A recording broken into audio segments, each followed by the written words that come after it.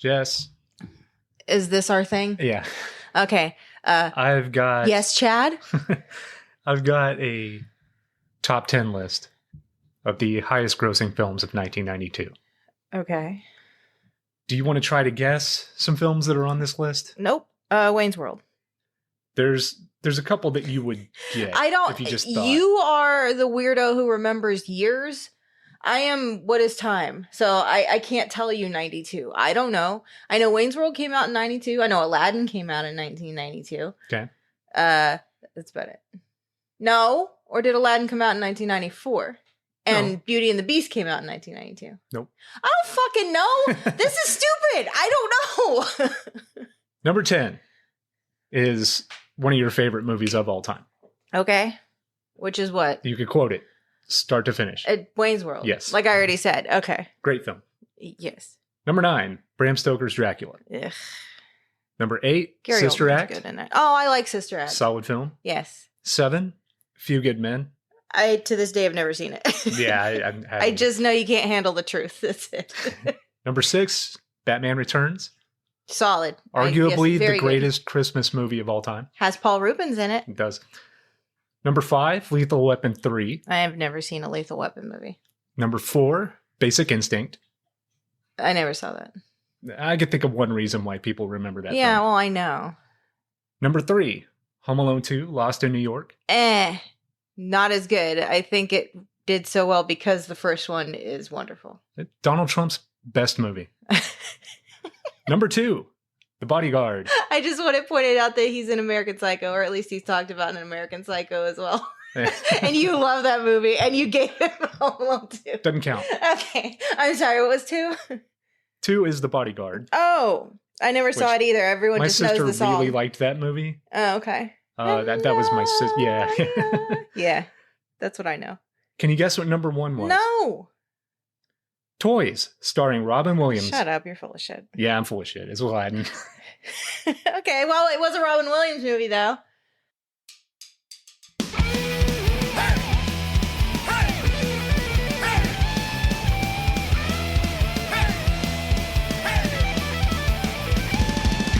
Welcome to our show about pop culture stuff. We keep watching and connected, but it's never enough. Talking with our friends about our favorite things. TV shows and movies and some random swearing.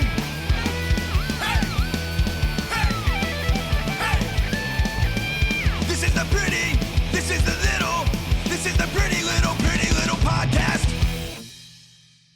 Hello, all you pretty little people. This is the Pretty Little Podcast. I'm your host, Deadbeat Chad. With me is just Jess. Yep, it's me. All right. Today we're talking about Toys. Yep. Toys is 1992.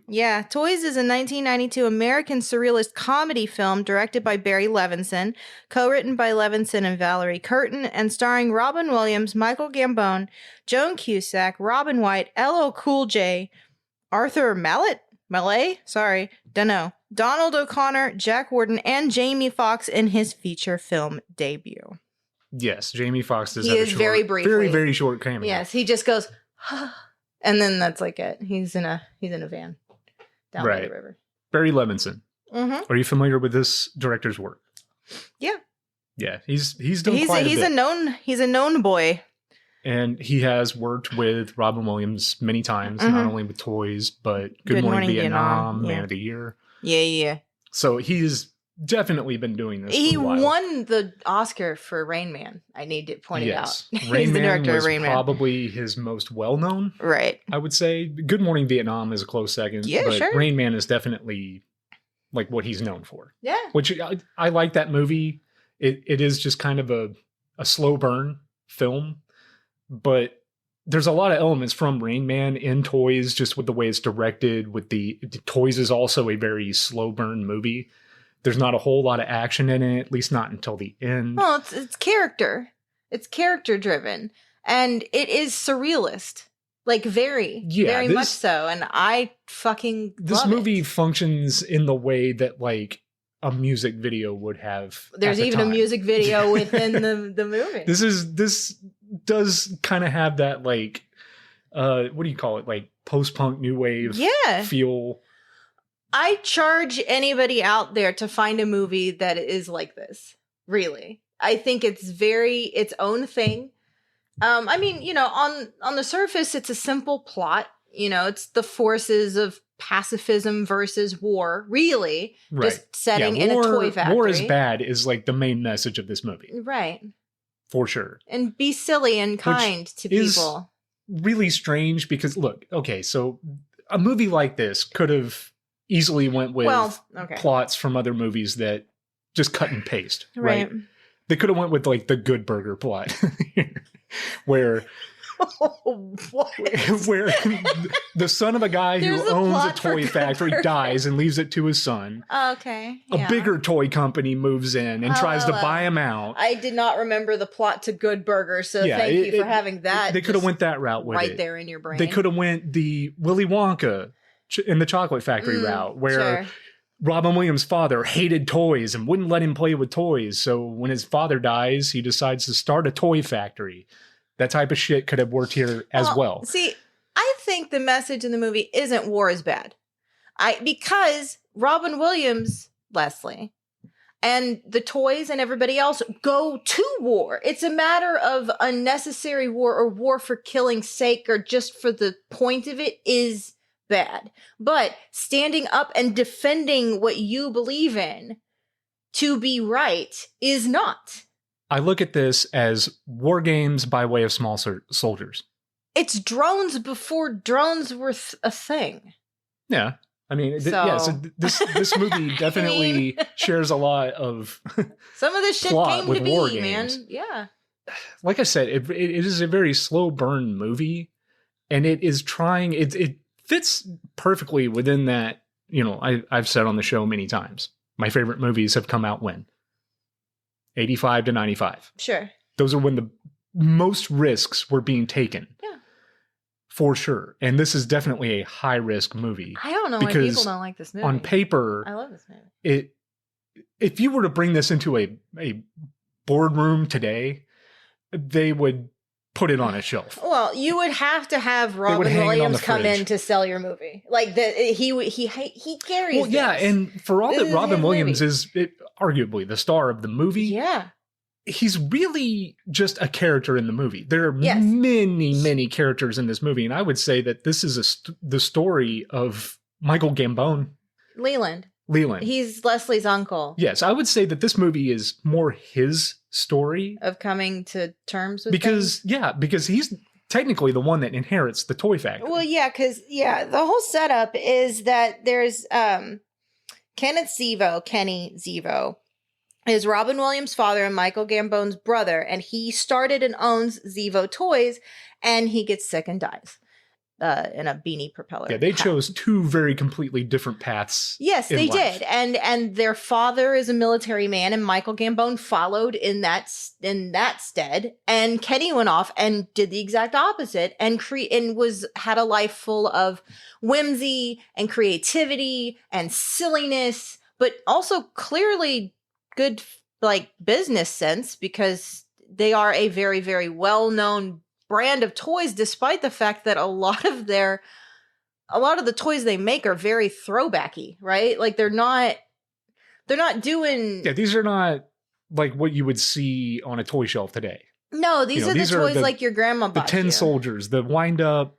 Yeah, but there's a charm to that. Toy. Yeah, there is. There is, and I mean, there's definitely a whimsy to this movie, and we are gonna have to get at some point into the soundtrack, because I love the soundtrack. The soundtrack. Well, no, the soundtrack's great. Slaps, I just as they don't understand why it's in this movie. It's so somber and just but depressing. No, but not Happy Workers, the Tori Amos song. That's the most depressing song in the movie. But it's not meant to be. It is. But I do like how it starts out, because it's meant very sincere at the beginning when Kenny's still alive, and the workers are singing along, and it's very And then once Leland comes in and takes over, you get the military under it's like hoo ha. And they'll start breaking it up, and then it remixes the song as well to show how fucked up everything is now, and how something's wrong. Sure, but I like when you hear that this is supposed to be, and this movie was sold as a wacky comedy movie starring Robin Williams that takes place in a toy factory, you would expect some wacky music, maybe some Devo or some, I don't know. Yeah, They that's might be why I like giants, what they did. but I do like you're the Mighty getting Giants. Enya and Tori Amos. Well, Enya is there for the big sweeping grass because, I mean, again, this toy factory lives in the old Microsoft like wallpaper. Yes. You know? This Green entire hills and movie everything. could be a screensaver. Like a desktop it's wallpaper. very surrealist. Yeah, From the sets to the land to the people in there. And yeah, I think it's fucking awesome. I mean, if you want to ask about something that doesn't fit but also works somehow, what the fuck is LL Cool J doing? He plays Michael Gambone's son. Yeah, Patrick Zebo. He's fantastic. He is the master of camouflage. So his can blend in entire with any character couch. here is he is 100% on board with this military.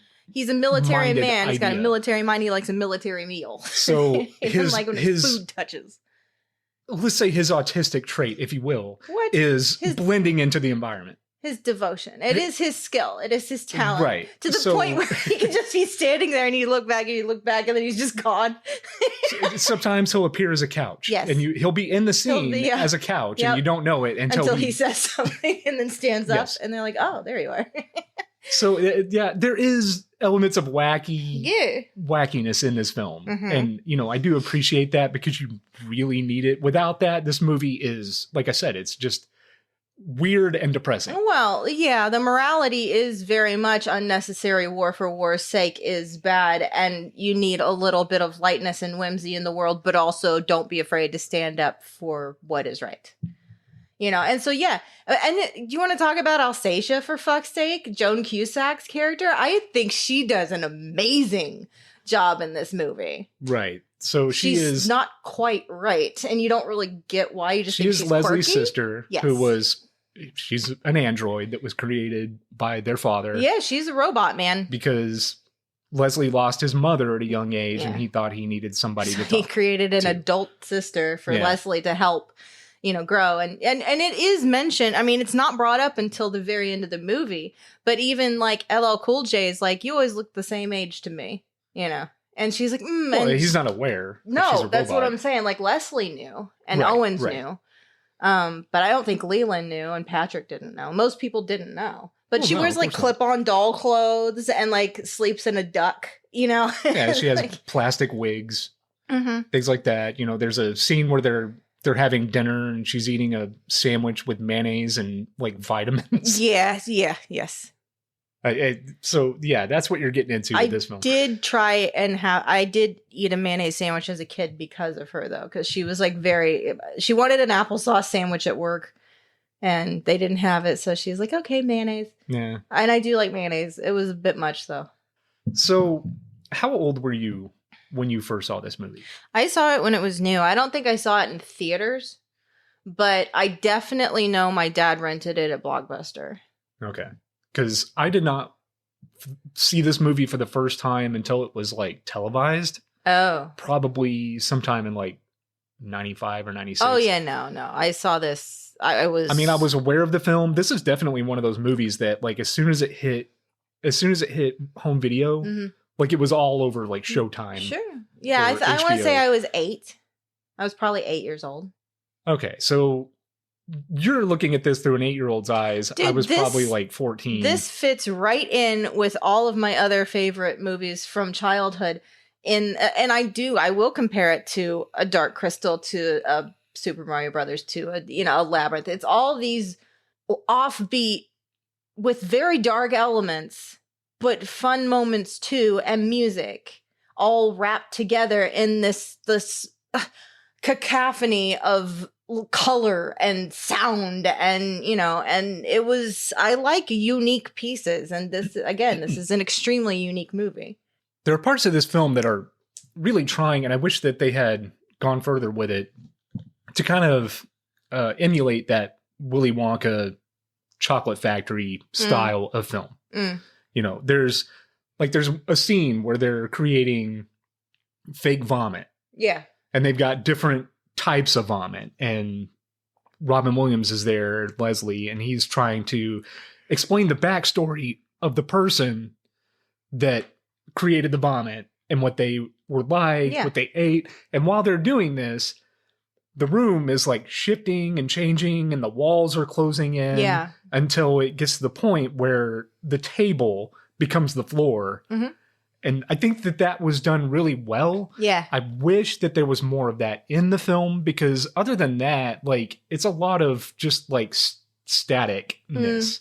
Well, I mean, and that happened because Leland was taking more of the factory for himself for a private project at that point, which you later find out are war toys and all of that. Right. But yeah, I mean, in the movie, Leslie says, "Oh, we're being attacked by a crossword puzzle," and it is. Yeah, I know what you mean, though.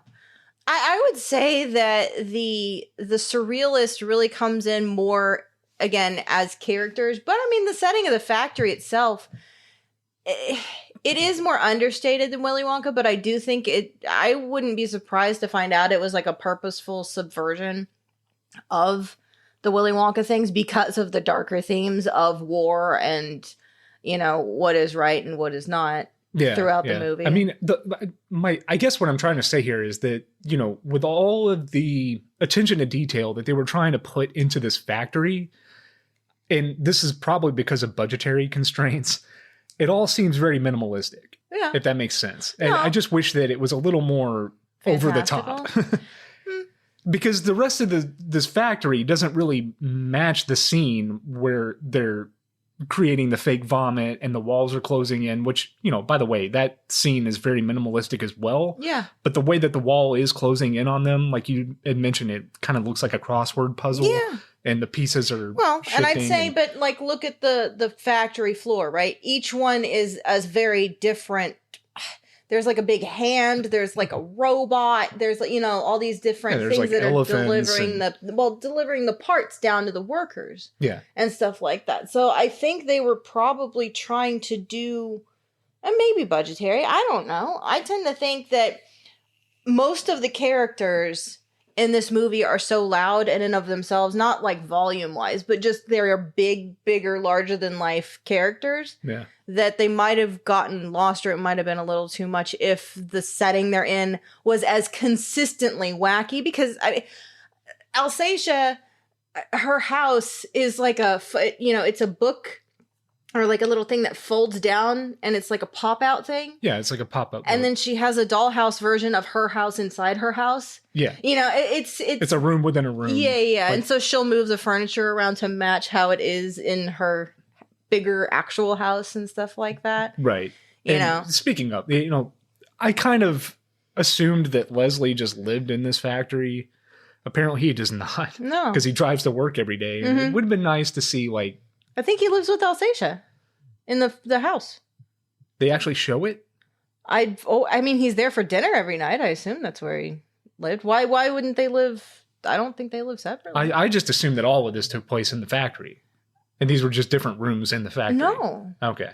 No, her house is outside because it's surrounded by the fields and all of that. I have a question for you, Chad. Yeah. To completely derail the conversation. It's a classic question. Do you consider this a Christmas movie? Here we go. All right. Because it opens with a Christmas song. It does. And it closes with a Christmas song. It does. It's bookended by Christmas. Right. So, I mean, I guess technically... What do you think? To you, is it a Christmas movie? And then I'll give my answer. No, it's a war movie. Okay. I would also say no, because unlike Die Hard, which is a Christmas movie, yes, I'm one of those people, because Christmas, it takes place throughout, and elements of Christmas drive the plot and all of that. This, I would say, Christmas is used as a way to show the change in pretty much everything in these people's lives over the course of a year.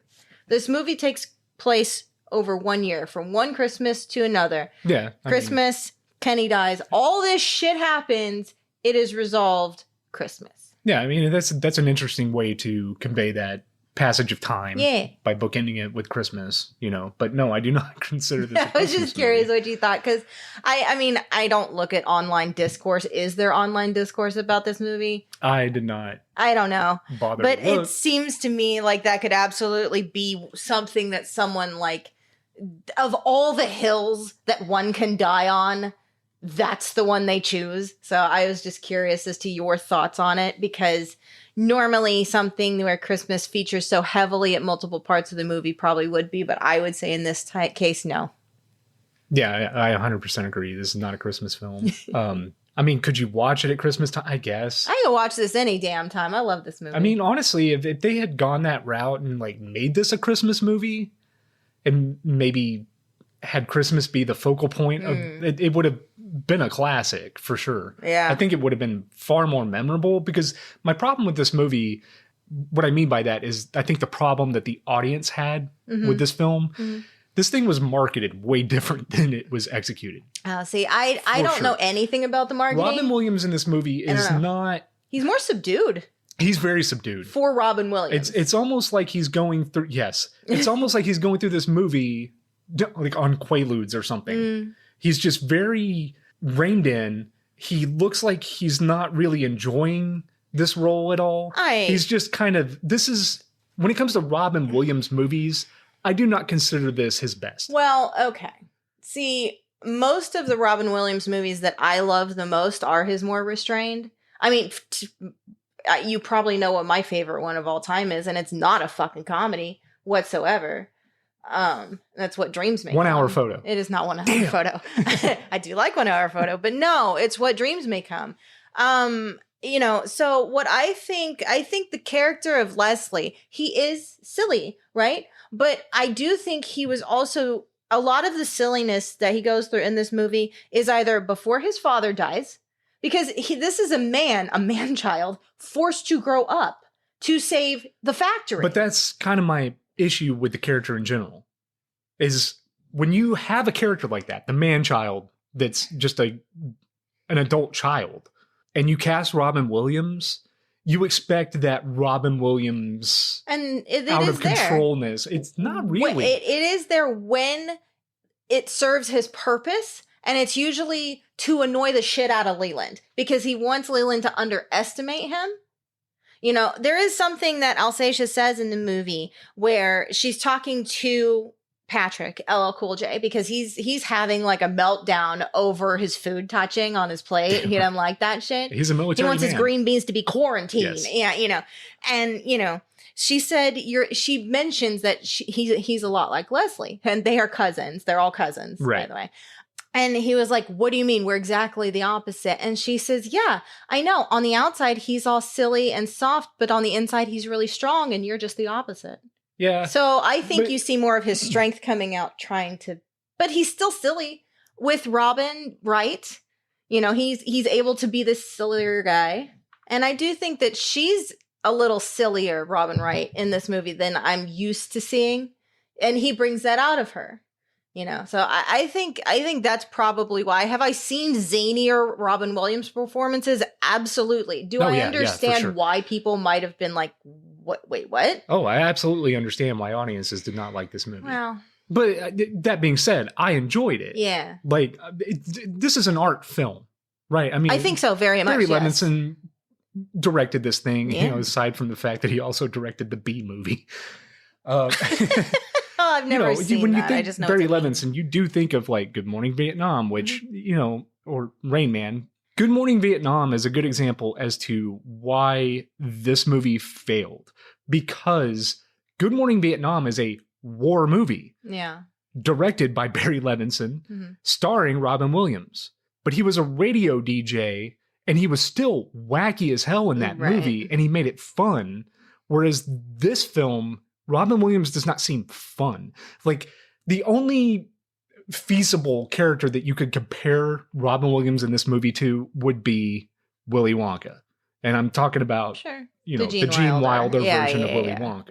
You know, in that film, yes, he was kind of zany, but he was also calculated. He was also insane. In Willy a lot of Wonka, ways. Gene Wilder? Yes. It's an understated performance, but there is an element of right. And you would think like that, like, with a movie like this, Robin Williams could have like drawn some of that inspiration, but it seems like he just kind of took all of the Gene Wilder's portrayal of Willy Wonka. Not only was he just kind of insane and kind of zany and weird, he was also very depressed. Yes. And I think that Robin Williams in this film, the depression is there, but when he tries to be outgoing in this film, it does not work. It doesn't. I don't think that Robin Williams, in my opinion, is the best part of this film. I think that going into this, you need to realize that you're not getting a Robin Williams performance in this movie. You're getting an art film directed by Barry Levinson that is a slow burn commentary on war from 1992 with aesthetics that only worked in that very short period between like 1990 and 1992, where everything was just kind of directed like a music video.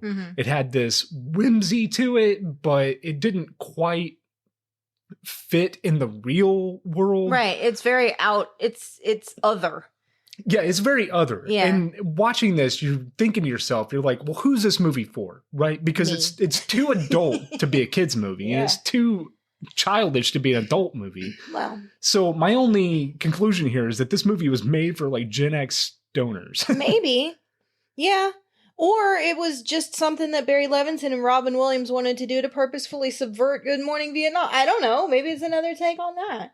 I mean, I will say that there's a lot of jokes I didn't get as a kid that I understand now. I think they should have. But that was the case with Wayne's World too, for fuck's sake. They really should have focused on making this more of a kid-friendly family movie. Which they didn't. Because there's a lot of inappropriate stuff in here. There's like a scene where they're being spied on by a little robot, Robin Williams and Robin Wright, while they're having sex. Yeah, you don't see it though. No, you don't see it, but that's not like, you can't really put that in a kid's. Like I'm saying, they really shouldn't have made this so adult. And for all that is, I think it's PG-13 or something like that. But so you're already, you're alienating a large audience for the time, which was families. 1992, this would have easily been like marketed as a kid-friendly family movie had they done it right.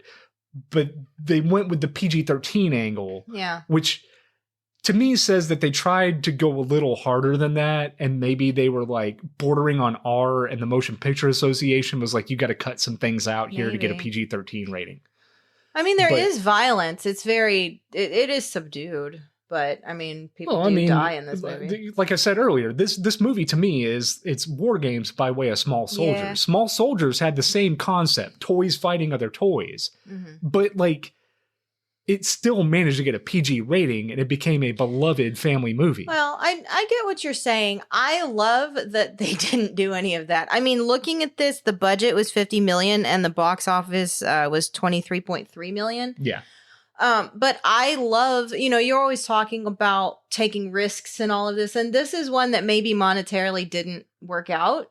Well, this is definitely But I love what they did with it. This is one of those films that I put this in the category of, cult classic. Oh, for sure.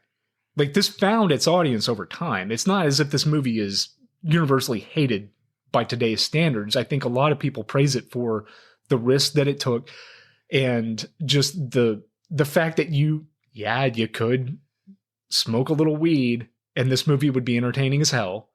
I think that it takes a certain type of mindset to enjoy this film. Yes, hello. And I think that the audience that the trailer was trying to get in the theaters did not understand that. I think that this was marketed as a family-friendly, wacky comedy, and that's not what it is. So I can tell you about that. Under promotion, the film was publicized with a trailer that features Williams walking through a large, undulating field of green grass, breaking the fourth wall and talking to the audience.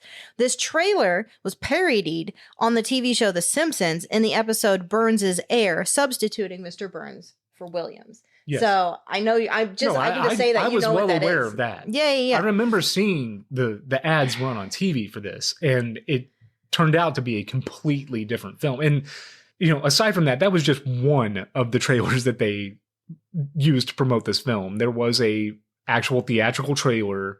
It conveyed this movie, like I said, as this whimsical, family-friendly, bring your kids to see this And then you get this PG-13 rating and you're not really understanding why. Yeah, no, the critical response is not great. It has a 29% on Rotten Tomatoes. Which, by the way, the caveat there is that PG-13 today doesn't mean anything. No. PG-13 means you can bring your 5-year-old to see it. Yeah. Like when we went and saw Deadpool in theaters, people were bringing their children. And that was wild to me. Mm-hmm. But PG-13 by 1992 standards meant something to families. Sure.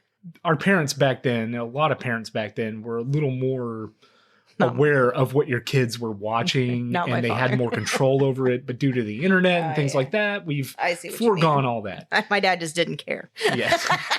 I guess he did have more control.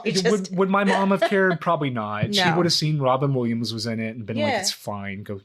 But again, I didn't watch this until I was already a teenager and it was on TV and I was a little more interested in it. Had I seen this when I was your age, I would have forgot about this completely.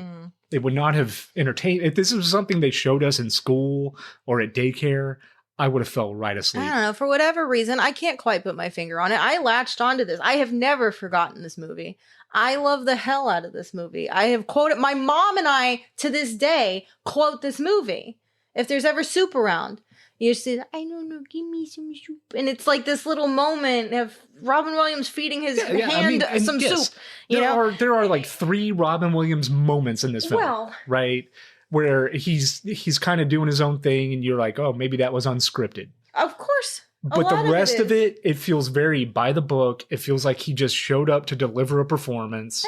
There's not any of his, you're not getting any of his outlandish wackiness. No. And you're not getting any of his like heart-wrenching emotion. Everything about this film, even like at the end, we'll skip ahead a little bit where he's being targeted by one of the toys to kill him. Right. And his sister, who is an android, steps in the way. She doesn't realize this is happening and it shoots her. Mm-hmm. And you would think that would be a moment. I think where they failed here is in that moment. That should have been the Robin Williams gut-wrenching, emotional moment where his robotic sister is destroyed and she is not retrievable.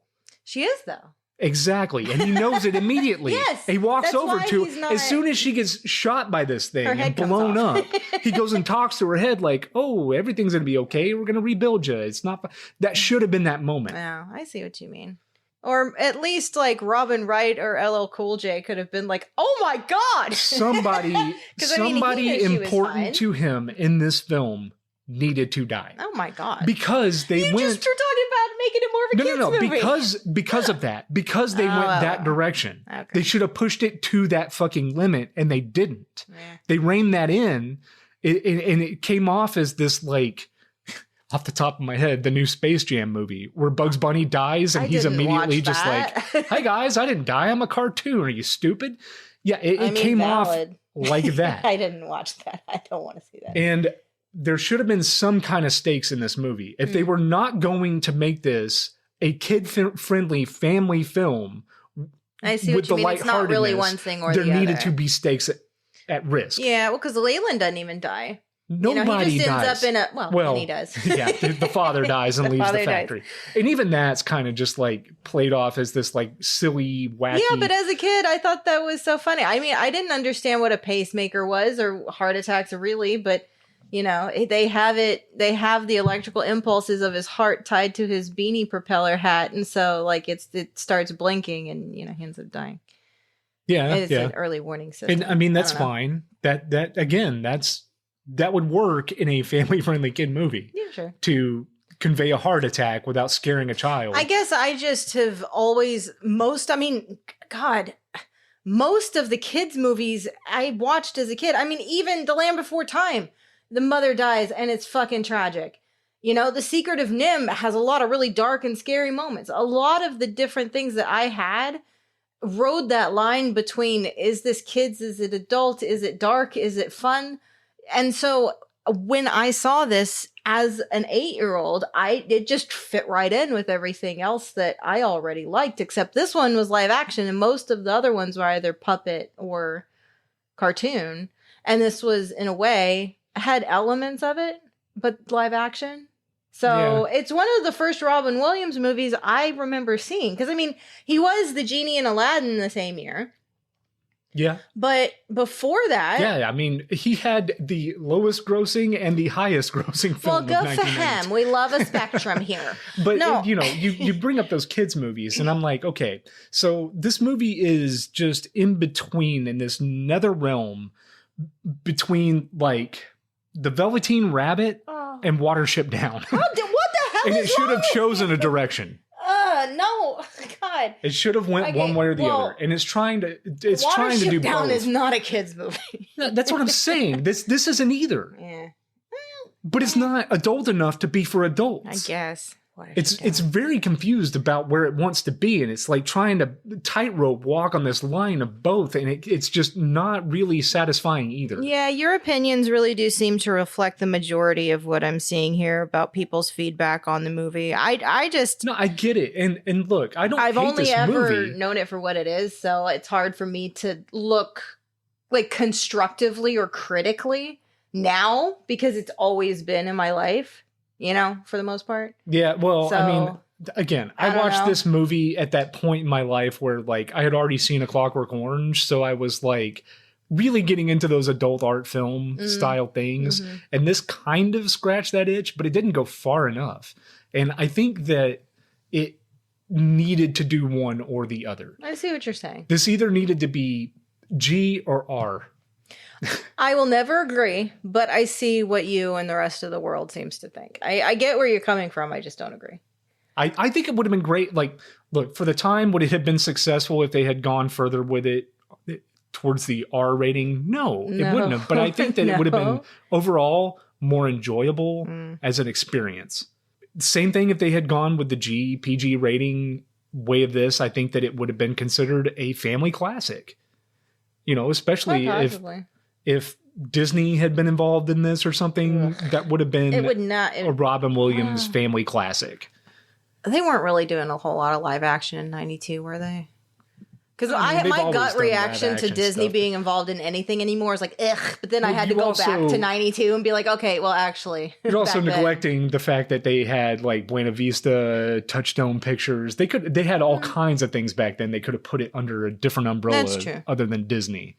I like that they didn't have anything to do. I don't know, man. I like that this movie doesn't really know what the fuck it is because sometimes life is like that. I don't know.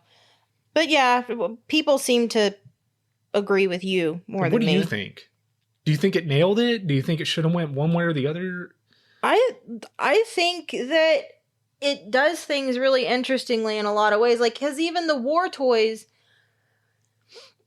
The surveillance van has like a wind-up key on the top. Their little robot guy who they sneak in to spy. A toy. Like everything in this movie is a toy of some kind. The robot guy they sneak in to spy on him has like a tiny little trench coat and hat. It's like a little detective robot man. Yeah. You know, there's a lot of really cute ways of doing this. And they don't give you any kind of like a semblance of where this takes place.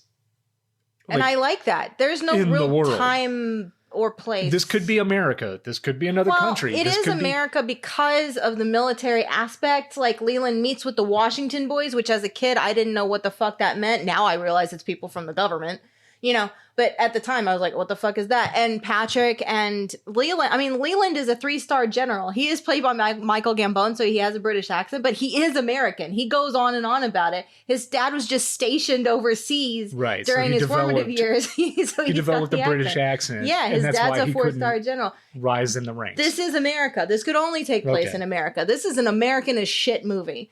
And yeah, so, but as far as like the time or place, don't know. Well, and another thing, gets snow. Like I had mentioned earlier, like Robin Williams is supposed to be the star of this movie. In the same way that Gene Wilder was the star of Willy Wonka and the Chocolate Factory, Charlie and the Chocolate Factory, whatever. Yeah. And he kind of takes a back seat to these other characters. Like I said, General Zemo. This is his film. this is also, they're trying to give a story arc to LL Cool J, Patrick Zevo's character, where he's kind of torn between his father being his idol role model growing up and then finding out that he's doing some fucked up shit. Well, and got his mother killed. That's with these war games situation. Yeah. Because, you know, LL Cool J and Michael Gambone, they eventually at some point in the movie, they're playing a video game. Michael Gambone starts playing the video game. And he just starts, it's a kind of like a first person shooter type thing where you're in a car and you're shooting things. Well, you can shoot the tanks or you can shoot civilians. Yeah, and the UN trucks and stuff like that. Yes, and he starts shooting the civilians and something snaps in his mind that like, I can use this technology, this toy technology to have children act like they're playing an arcade game. And they don't even know they're doing it, but they're killing real people. And take out our enemies. Yes. And that's where this entire story takes a turn into this, because, you know, General Zevo has taken over the factory by way of his brother dying. Legally so. Yes, legally, Leslie has no right to know what he's doing with the factory at all. So he has this whole wing that is dedicated to top secret projects that he's working on to get this war game situation going. Right. So Leslie has to come up with clever ways of navigating through the factory to figure out what the fuck is going on. Yeah. And when he does, he doesn't like it, of course, because his father told him that toys are supposed to be safe. And they specifically never made war toys at Zevo. Exactly. Like no G.I. Joes, no, like none of that. It goes against everything that his father stood for this factory. Yes. So now he has to find a way to thwart the war toys. I would like to point out his method is obvious. And his go-to is to use the toys that his father created. I thought it was sneaking in there. I thought you were going to talk about the music video. Yes. Yolanda and Steve, man. They have this trope where the security guards are watching the cameras, so they patch in what they believe to be, they make a music video and they patch it into their security camera. Owens goes and puts a little MTV to make them think they're watching MTV while they break into the top secret area. Yeah. No, what I'm talking about is his decision here is that he's going to use his father's toys to go to war with the war toys.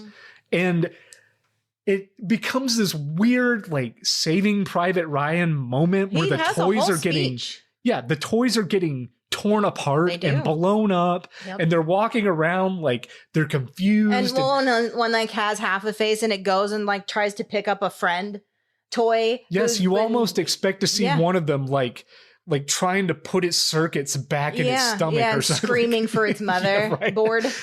I made a joke.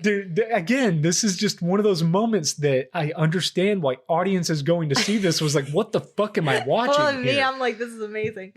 I mean, but even the war toys, there are a couple different kinds of war toys. And what I like, because when they're infiltrating the secret area, and by this point, it's Leslie and Alsacia and Patrick and Owens. Owens was like Kenny's like go-to man, like the right-hand man, right? Yeah. So, but he's joined them as well.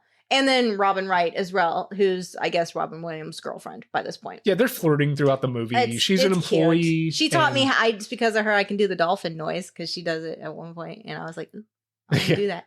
Yeah, at some point, Debbie Mazar shows up and she's LL Cool J's love interest. But then she also screws his father. Yeah. But then she's the one who tells him that Leyland actually is responsible for LL Cool J's mother's death, which causes him to switch sides. It's a whole thing. But no, when they're infiltrating, it starts off and everything seems nice and sweet. There's a little baby carriage. And, and then the baby lifts its bottle up and it's the fucking barrel of a gun. And it starts like, and they're like, oh my God, Everything shows up. There was a scene in this movie that was done extremely well. And I'm talking about like with the effects. Okay. Right. It's the beach ball scene. Oh, yeah. Where it's bouncing down the hallway and it's chasing LL Cool J and he turns around and it's like, cool. It opens up. Peels up like an orange or something. Yeah. And like this little like hula kid comes up out of it and it props itself up and the ball becomes the skirt. Yeah. And then it And has then a she's- ukulele that becomes a gun. Yeah, the little end part where the frets of the guitar I think that was to me the best effect in the movie. Oh, see, I thought that was done like the very different. well. I like the different toys. There's another one where like the head splits in half, and there's like a blue demon that comes up, and then like a gun comes out of it, and it starts shooting. There are definitely moments in this film where it's like very creative. This man. scene to me is kind of like the scene in Toy Story in Andy's Sid's backyard. Okay, yeah, where with all like the toys are the like spider thing and whatever. It's very reminiscent of that. Yeah, where the toys are just kind of like not right. They look fun until they don't. Yeah, I think but I think it's really cool because it's terrifying because it would work.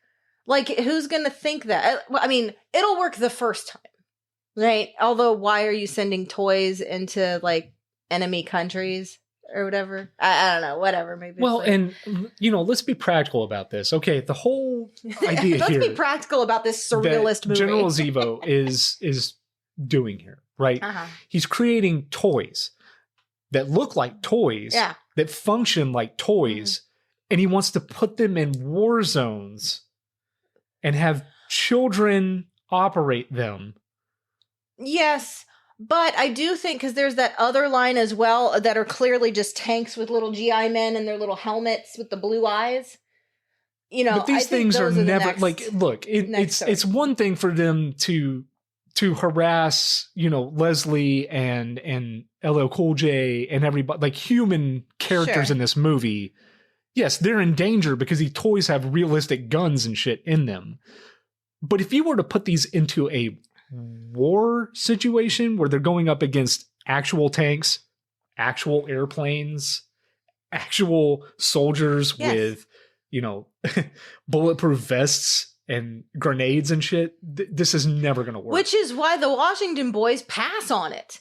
Leland has this whole drunken thing about like they don't know what they're talking about and this is the next step, which, to be fair, the whole drones and being piloted remotely is a thing that happens now. Yes. He just got it twisted, and it's again a surrealist movie. Having these toys do recon and surveillance and things like that would have made a little more sense than having children operate them. Because he's insane. And his son sees it, and it doesn't work out. They don't even really convey that very well. The only moment in the movie where they convey any kind of insanity with him, with General Zevo, is when he's playing the video game and he starts killing civilians.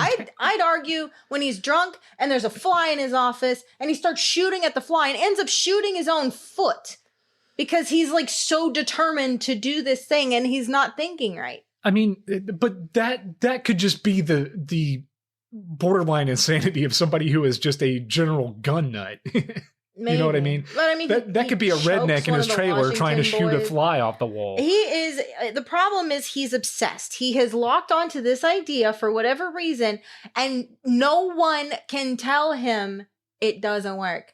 Maybe that's my view of this movie. I just don't Am I think like that General Zevo? I've locked into I like this movie, and everyone's like it doesn't work, and I'm like I don't care. They don't really do a good job in this movie conveying the mindset of the characters. Like I said, with General Zevo, they don't go far enough into him. Like there needed to be a scene with him where he was just like having a conversation with himself in a mirror or something. Something to show that there's that dichotomy of like. He's trying to talk himself out of this and he just can't. But they never go that way with it. No, he's committed fully. And, they do, like I said, the scene where he's playing the video game and he's shooting the civilian cars and stuff and you kind of see it in his eyes, but that's really the only moment in the film. I do think he's purposefully trying to tear down his brother's legacy because he hates so much everything that it stood for. And I think he sees it as a personal affront to his own life, his choices, his beliefs. They're so antithetical that to take something that looks sweet and make it kill, I think that's very purposefully done, even if it doesn't make any sense. He sees it as a waste of talent. Yeah, sure. That's it. Plain and simple. Because again, he's an adult military man, so he sees no point in toys. Right. But he's also the kind of military man that really mostly just exists in movies. Like, they're not, mindless killing machines. He's very much this character that, like, once you reach a certain age, you put aside your toys, you become you become an adult. Right. Right. And you start doing adult things. And his brother just never became an adult. And was ridiculously successful. And I think he always hated that Far more successful than he became. Yeah. In his career path. So yes, you were correct. Like this, in a way, he does resent the toy factory, what it represents, what it means to him. It's an affront to what he is as a person. So he will make it into his at the core of his soul. So yes, he's going to disturb that. He's going to change it. He's going to mutate it into something. And again, like you said, of course it wasn't going to work. The actual toys like that going into war zones would never fucking work. But you can't reason with him because he's not being logical. And his whole life, he has been only logical, 100%. And so when he has that moment you were talking about and his brain snaps, he just immediately decides that, no, this is the way. I don't understand what it is about that. The scene with him playing the video game. Like I said, he's playing the game and he has an option of shooting the enemy or shooting the civilian cars. Why does shooting the civilian cars make him have this idea that kids can operate military drones? He had been watching the kids as they walk through the arcade on his way to that game. And he's watching them and and he asks a couple of them like, oh, what are you doing? And he sees their hand-eye coordination and how good they are at immediately killing. And he gets pissed off because there's like 1,000-point deduction for hitting a UN truck. And he's like, they're always in the way anyways. Why would I? And I really do think what it is when you hit a civilian or a truck in that game, it gives this little, ah.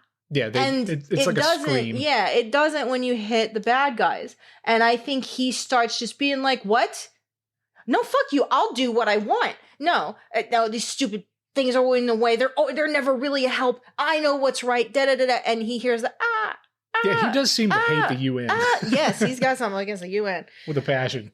And I really do think that's what it is. But then seeing all the other kids in there and what they're doing, that's where the idea starts to germinate. And then he and Patrick go out to a dock or whatever. And he has this whole big speech about tiny tanks, tiny toys, tiny this, we can sneak them in. It's the wave of the future. We can use technology through toys and no one will see. It's genius. And then he takes it to Washington and they're like, this is highly impractical. And he strangles them and then says they don't know what the fuck they're talking about. Once again, his idea is shot down. Yes. He's not living up to the idea of who he is. And then he just completely loses his damn mind because this is clearly the greatest idea in the history of war. What the fuck is wrong with literally everybody? Why can no one see? And then when Patrick finds out, that he is responsible for his mother's death, because he had always told Patrick that his mother died from appendicitis. And he puts on this whole act with a shaky fork and all this, by the time we knew something was wrong. But then it turns out, no, he actually sent her into enemy territory on a reconnaissance mission and something happened. So he's been lying.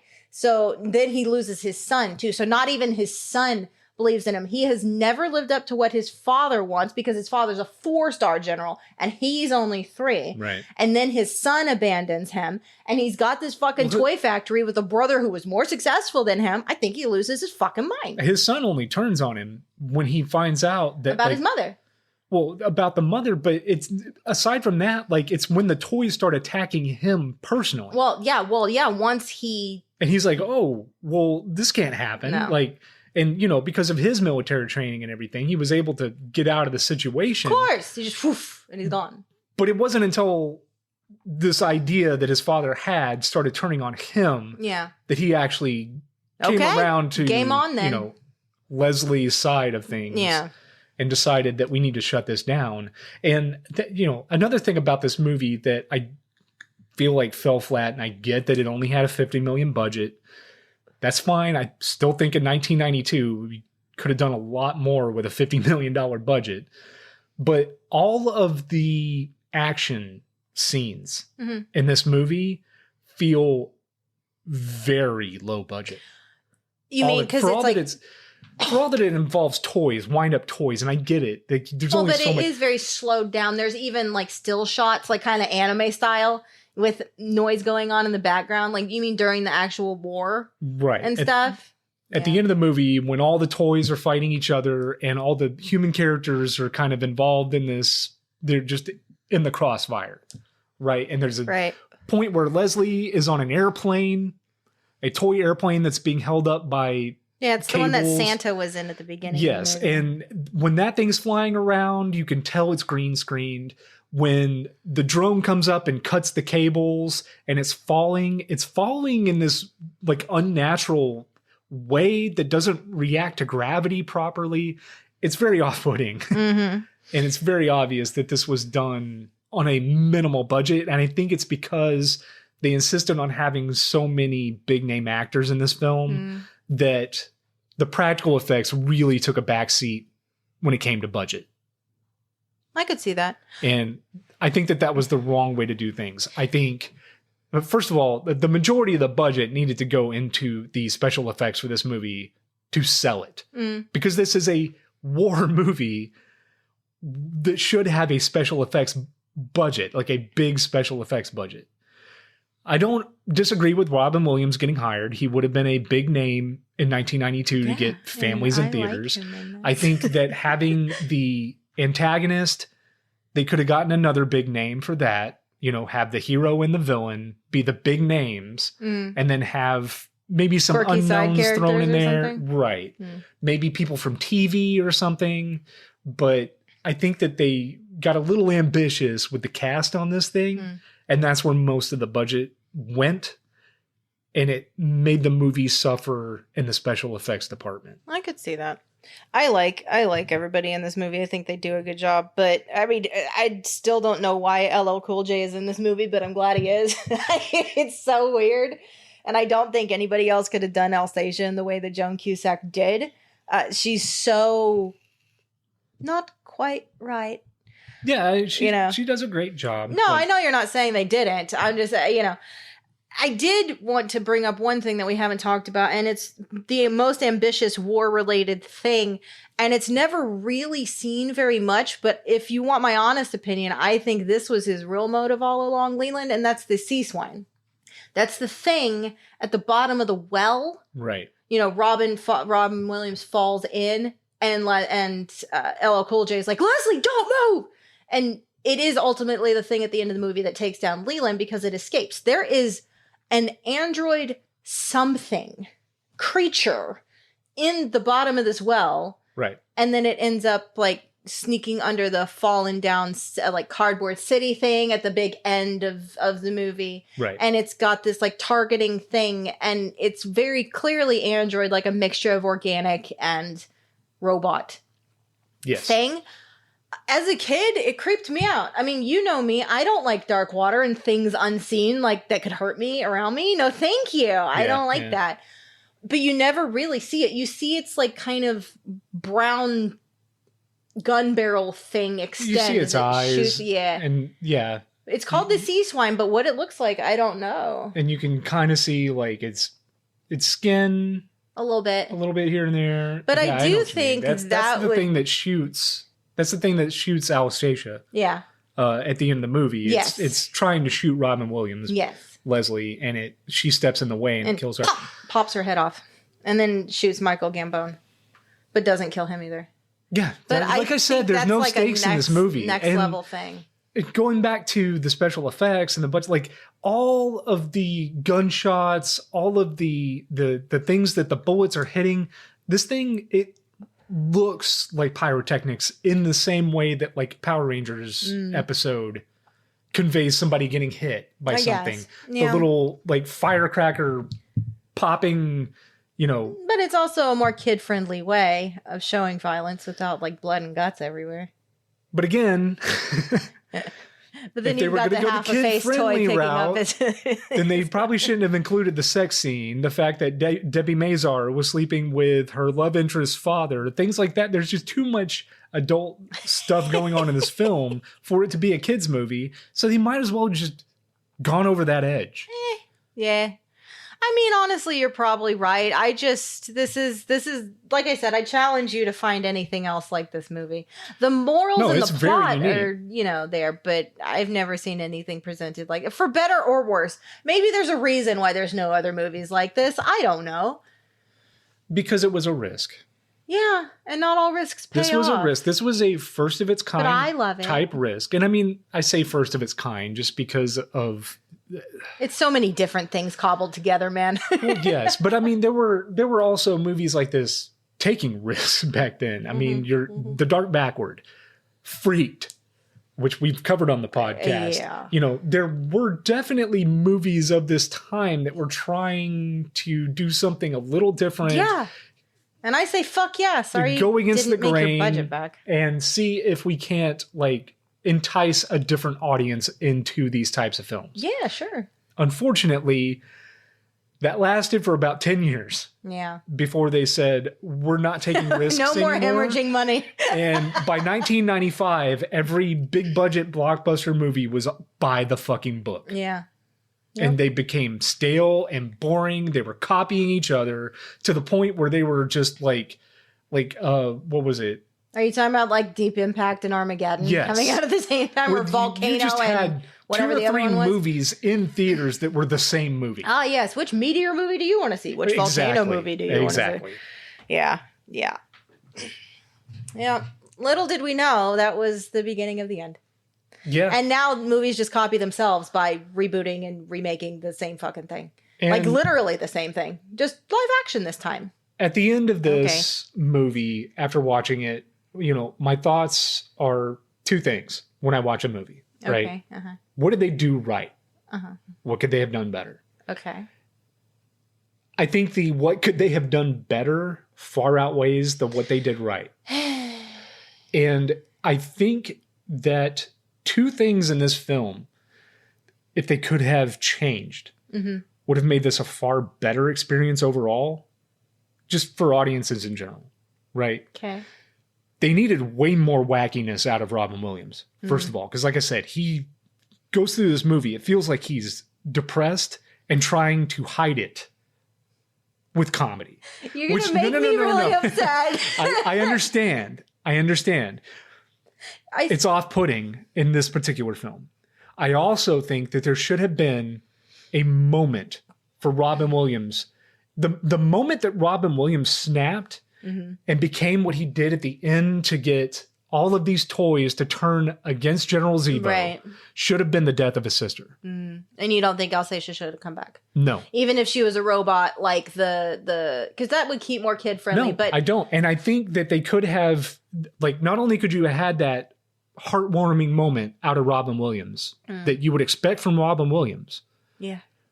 But they also could have had a scene at the end where she was being buried next to her father with her own grave and everything, as if they treated her like a human being. I actually really like that. I really like that idea because she could still have been a robot. It's just something, it can't be recaptured because she was as real as one can be.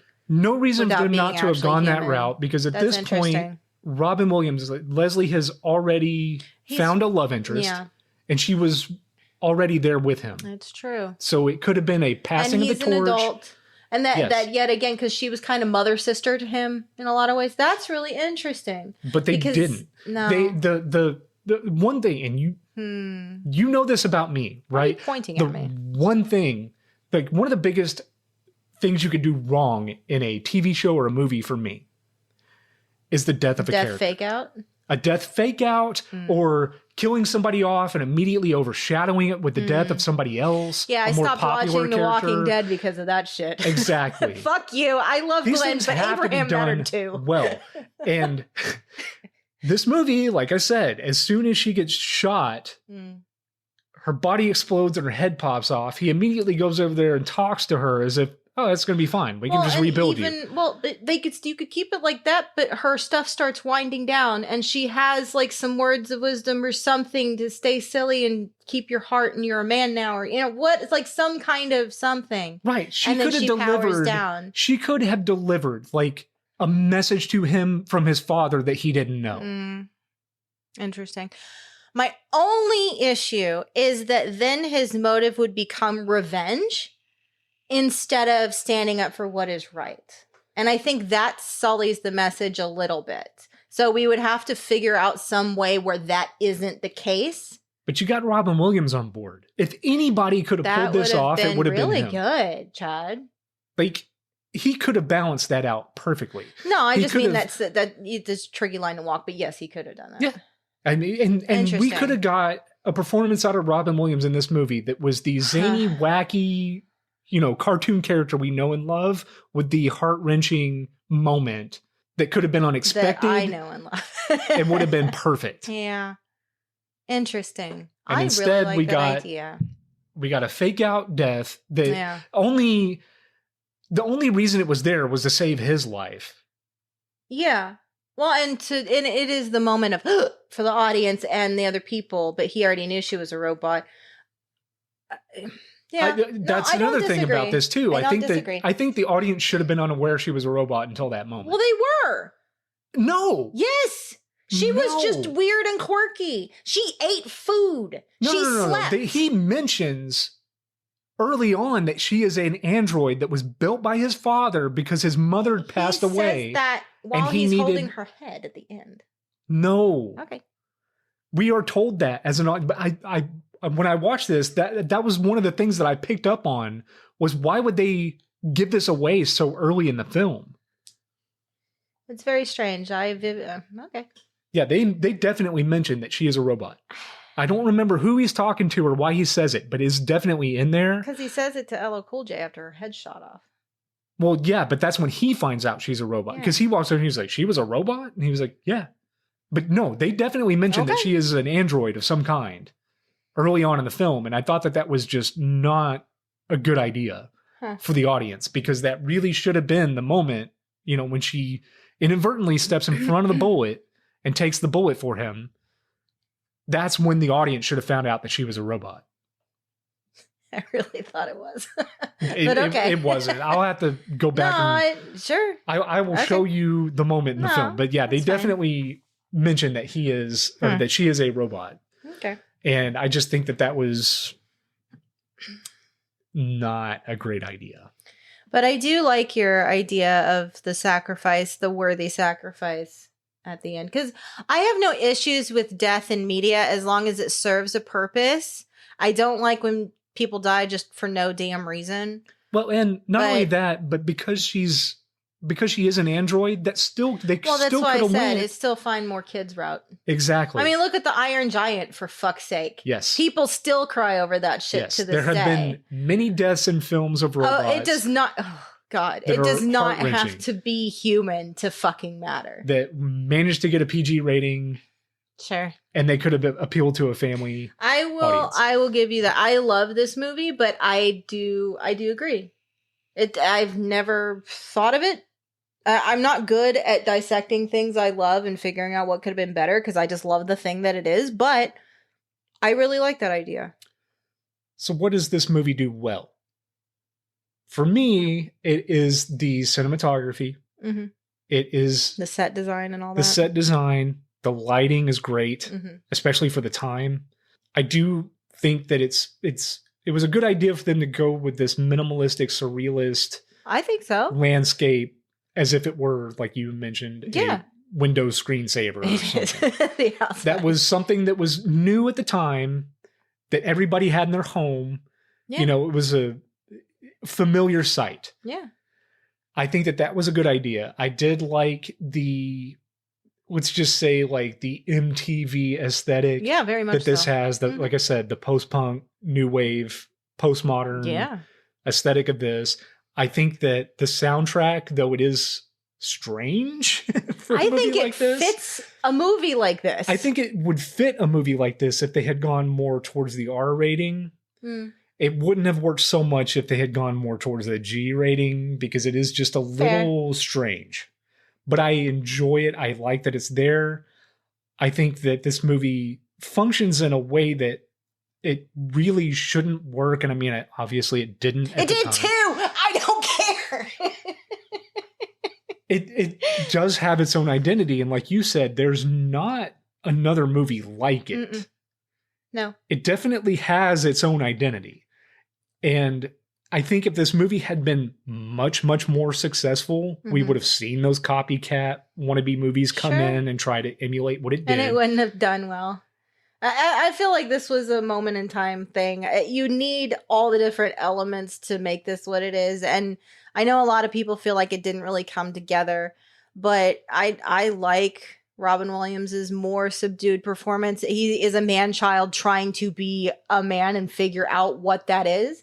You know, he's trying to become the person who could take over the company because he sees what his life up until now of kind of silliness and just kind of little boy child Peter Pan type stuff. And he was also Peter Pan and Hook.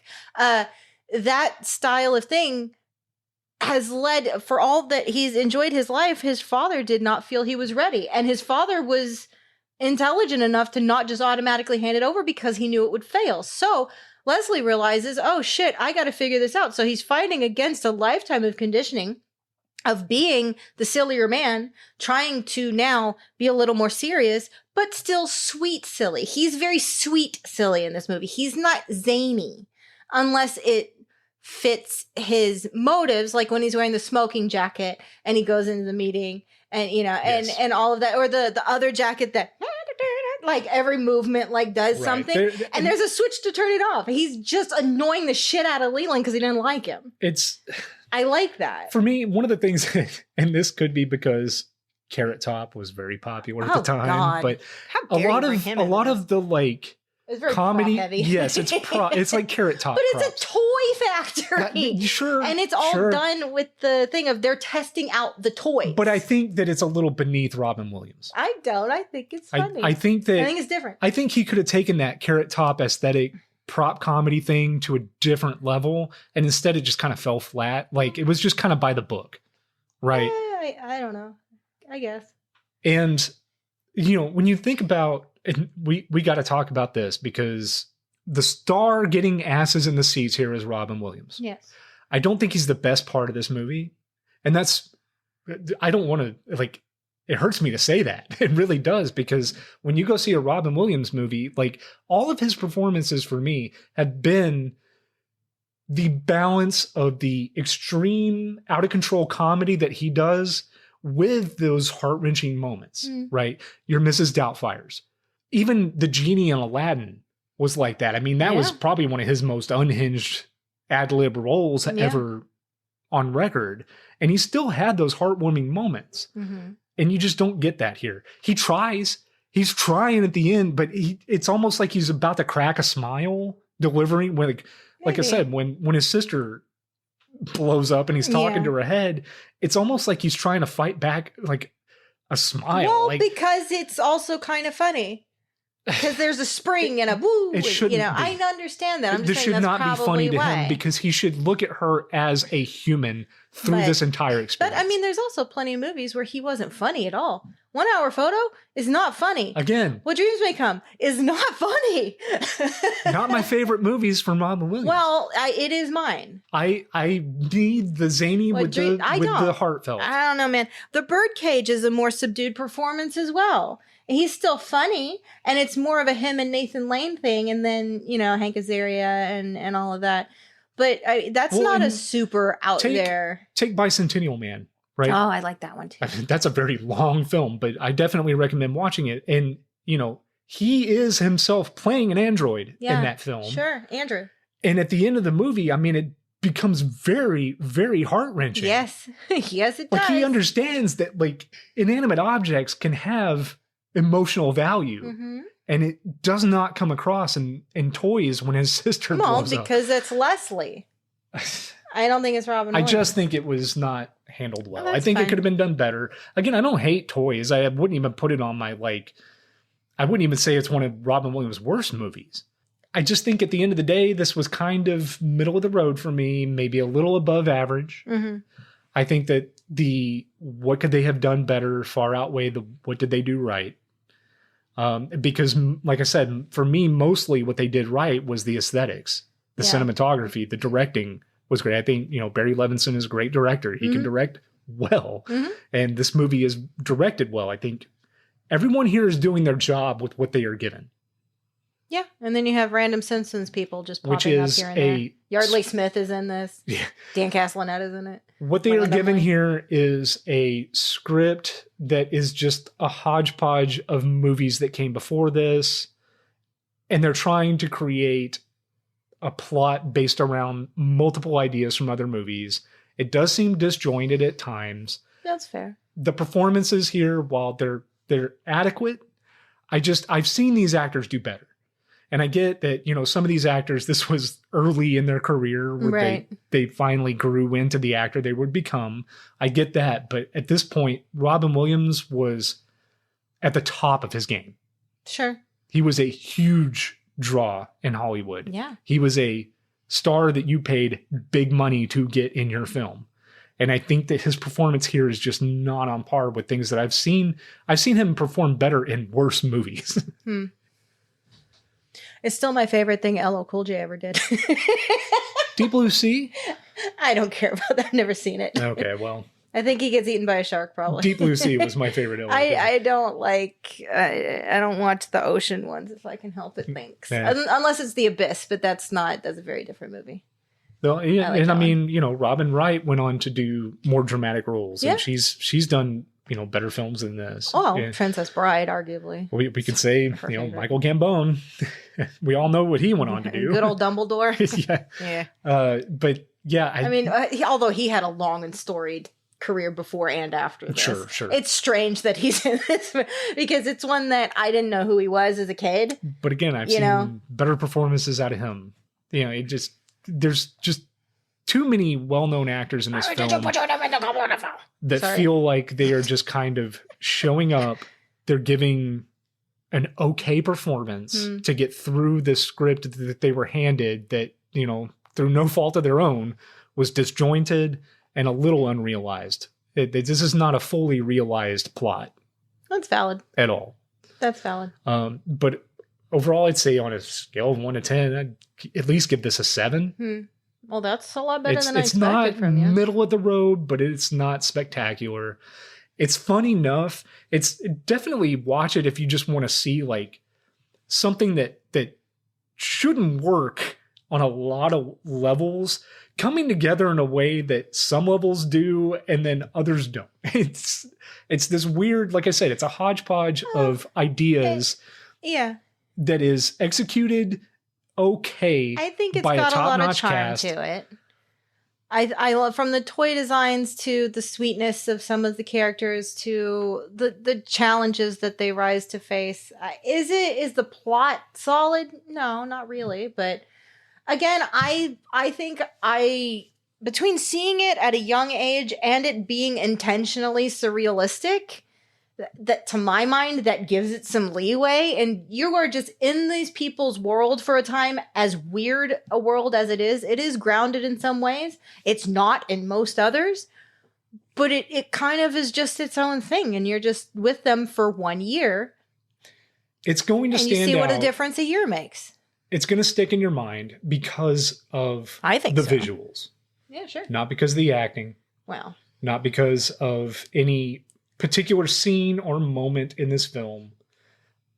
It's going to stand out because of the visuals, because it most is people. such a visually striking and unique to this film yeah. that's what's going to stick in your mind. Like whenever I think of toys, I don't really think of Robin Williams. I think of Oh, the I do. field, the astroturfed field with the big elephant blowing bubbles out of its trunk.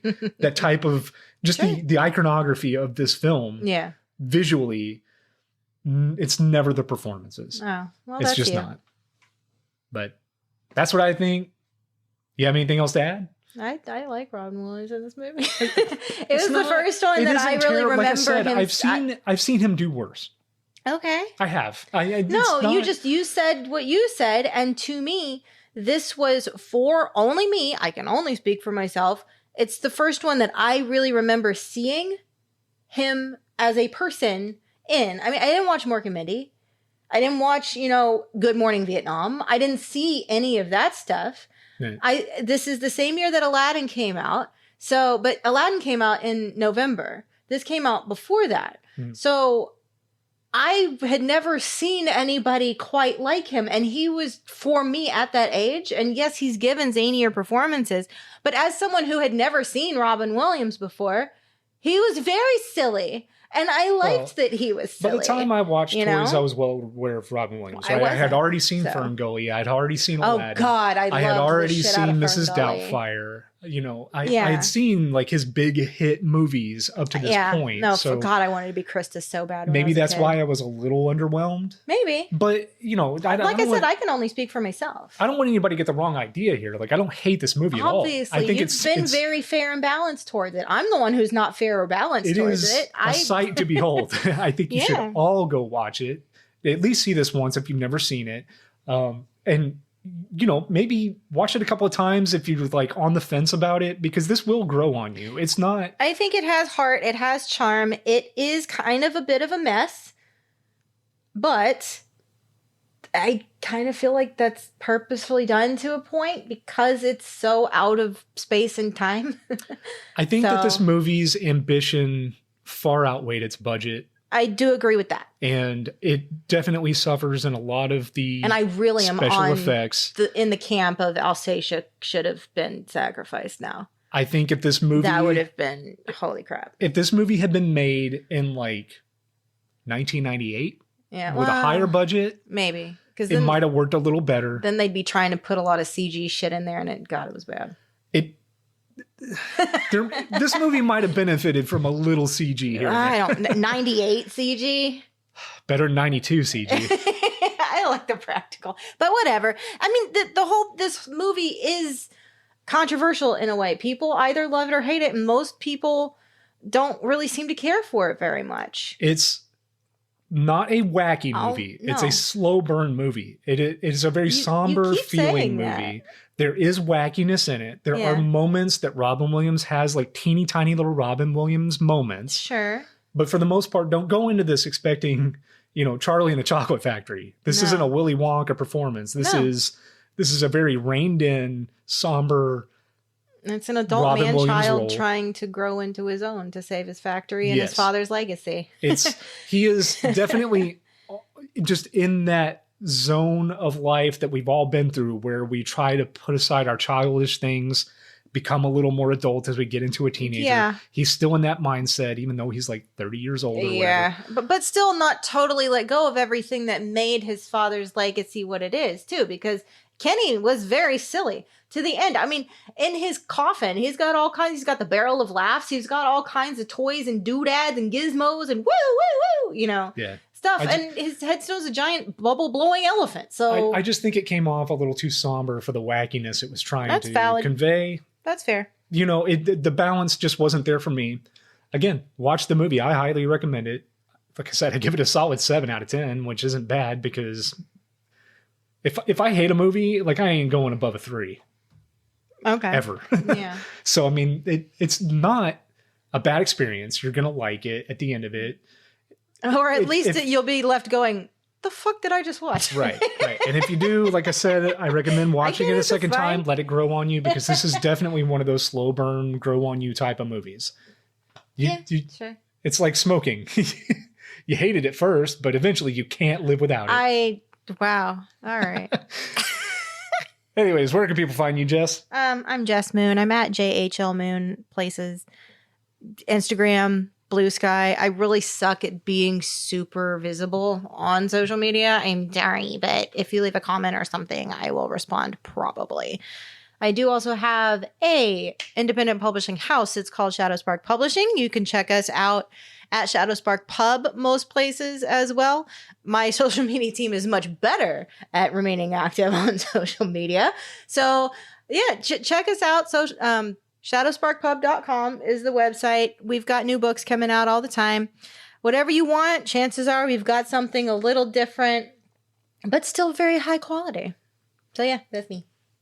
And you can find me. I'm out there. I'm on Instagram at Chad J. Moon. You can follow the podcast on Instagram as well at The Pretty Little Podcast. We got the YouTube channel at youtube.com/@The Pretty Little Podcast 69420. Thank you, everyone, for listening. We certainly do appreciate every single one of you that tune in, that subscribe, that comment, that follow us and interact with us on social media. And yeah, Kisses, y'all. bye.